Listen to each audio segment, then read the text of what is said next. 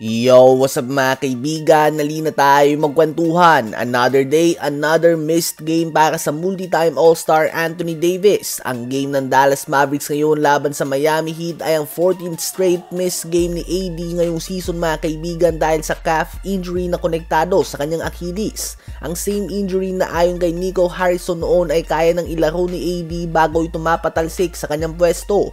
Sa ngayon nga ay napapabalita na si Anthony Davis sa mga trade rumors dahil sa hindi magandang simula ng Dallas Mavericks sa season na ito. Hindi din nga nakakatulong na ang GM na kumuha sa kanya ay napatalsik na sa kanyang pwesto. Ganun pa man ayon sa ESPN ay hindi umano pinagpipilahan si AD ngayon ng mga team tulad ng inaasahan para sa talent level ng isang player na katulad niya. At obvious naman ang dahilan dito. At yan nga ay ang kanyang kalusugan. Si AD mga kaibigan ay last February pa nga nasa Mavs at 14 games pa lamang na ilalaro niya dahil sa magkakaibang injury. Wala ngang team ang gustong kumuha ng star player na bibihira na maging available dahil availability is the best ability. Kahit gaano ka pa nga kagaling kung palagi kang injured ay baliwala din ito. At speaking of Dallas Mavericks, ay ibabagsak na ang record nila sa 5 wins and 14 losses matapos silang talunin ng Miami Heat na walang Norman Powell sa dikit na score na 106-102. 24 points and 7 rebounds si Tyler Hero on 12 of 18 shooting sa field and 29 minutes of playing time sa kanyang season debut. 20 points, 18 rebounds and 3 blocks si Kel'el Ware. 17 points, 6 rebounds si Bam Adebayo.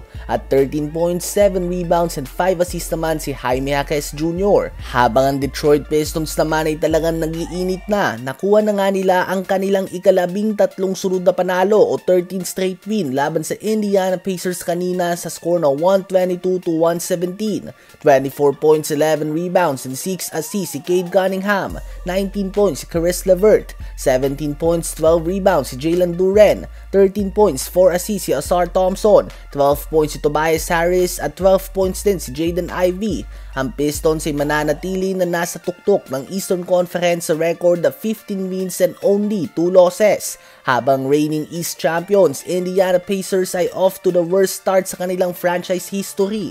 Kabaliktaran nga sila ng Pistons na may record na 2 wins and 15 losses na.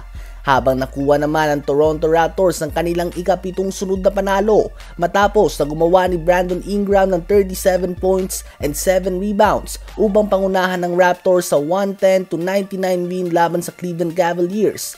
18 points, 11 rebounds and 6 assists din nga ang ambag ni Scottie Barnes.